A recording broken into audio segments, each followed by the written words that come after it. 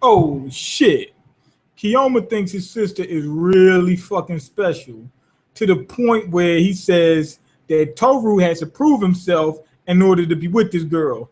He done saved about 4 or 5 different people and whatnot. He's helping save the world, but that's not enough. You have to save the complete, not just this world, the alternate world as well, in order to be considered somewhat worthy of dating, Kyoka.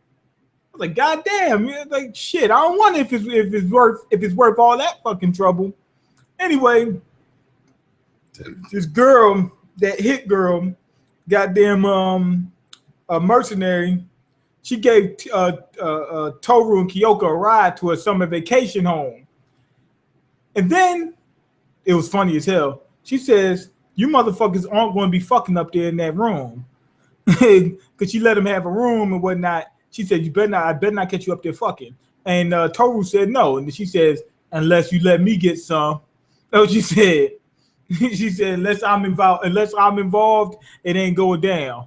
She said, "But if you want some alcohol and some drugs, it's on the house, on me." But she said she had that set up because she said a lot of times if you're a mercenary, the person that hires you might flip on you, like what happened. And she said you might need a hideout or 2 or 3 or 4 or 5 or 6 or 7 or 8 or 9 or 10 or 11 in order to be able to get away just in case you need to. Now, anyway, we cut to a scene where Toru is having these visions and whatnot, and that little girl that's supposed to be helping them, she turns out to be a super genius. I mean, a super fucking genius. And she used the Rubik's Cubes to create basically like Luke Skywalker limbs. You know how Luke Skywalker got the fake arm or whatever? She started using that dead end shit or whatever, like the DMX song. She started using that to create limbs for people, like people that lost a limb, they lost like a head or something like that. She could put your head back on and it'd be like sand or something like that, but it can morph and change and shit like that. So a guy got a prosthetic arm and he's able to use it like his regular arm. Now, she said that they were nanobots or something. So I'm thinking that sand is not really sand, it's nanobots. But the great thing about that, that would mean that the theory that I thought of may be 100% wrong. Like when I said that, because they made it seem as if those Rubik's Cubes were controlling people. It might not have anything to fucking do with them. The nanobots is probably controlling the people, and those things that came out are really just robots or something. And what happened was there was some people behind it. You already know. Soon as they seen a good thing working, girl, she was able to turn somebody's hand, give their hand back, but it can shapeshift. They said, "Ooh, we can weaponize this motherfucker quick." So it went from 0 to 100 real fucking quick. So these people started weaponizing everything, and she got the fuck out of Dodge. I'm thinking that what it really is these things aren't human at all, or if they are human, it's just like they're not really human. They're controlled. They're humans being controlled or something, and that it's really humans behind this shit. Like the humans are controlling these nanobots or something. I don't know. It might be mini bots, Decepticons, Autobots, or whatever. Somebody's controlling the shit. That's what it looks like in this episode.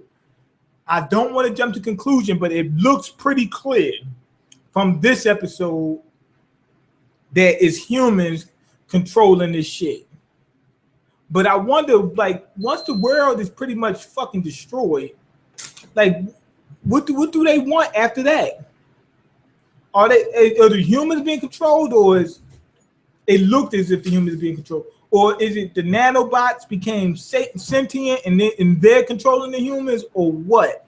But it looks to me, because they show the council of people, they're the guys that's controlling these things, these nanobots and these Autobots and the Decepticons. That's what they really is.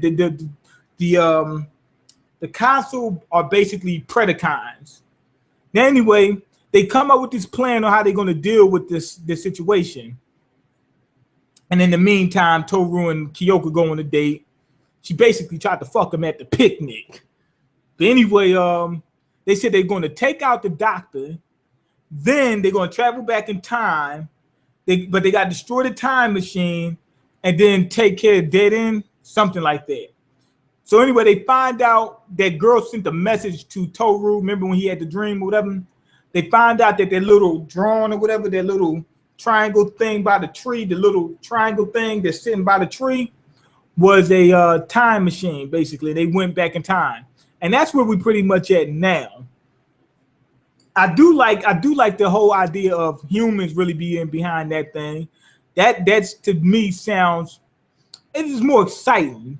Humans versus humans, but the humans are using technology or something like that. I'm not 100% sure, but it looks like it in this episode. Humans facing off against aliens.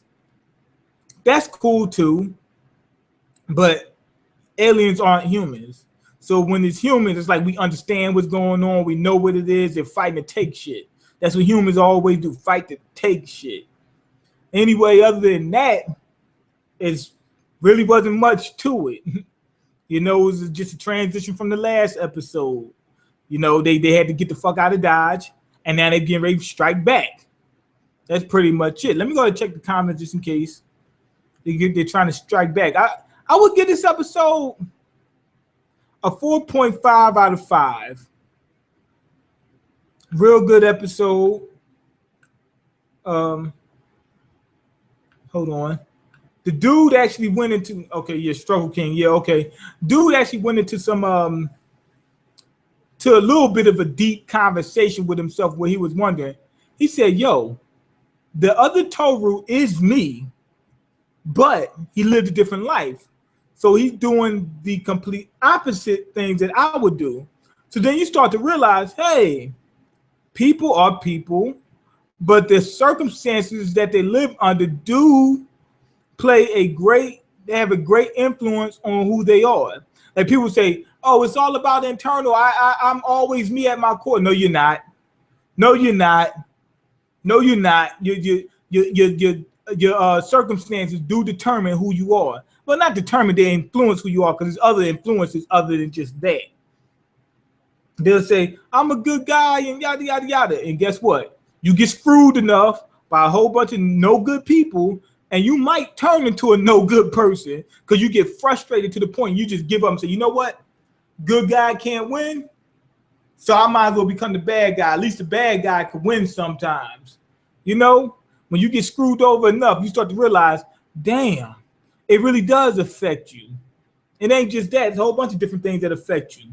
So he's looking at it like, damn, maybe the Toru really isn't that bad. He's just a victim of his circumstances. And he's not even a bad person. He's just is it a good show? Yeah, it's a good show. It's a good show. Very good so far. It's not perfect, but it's pretty good. Not a whole bunch of complaints, not a whole bunch of bullshit in it, nothing. It's just a good watch.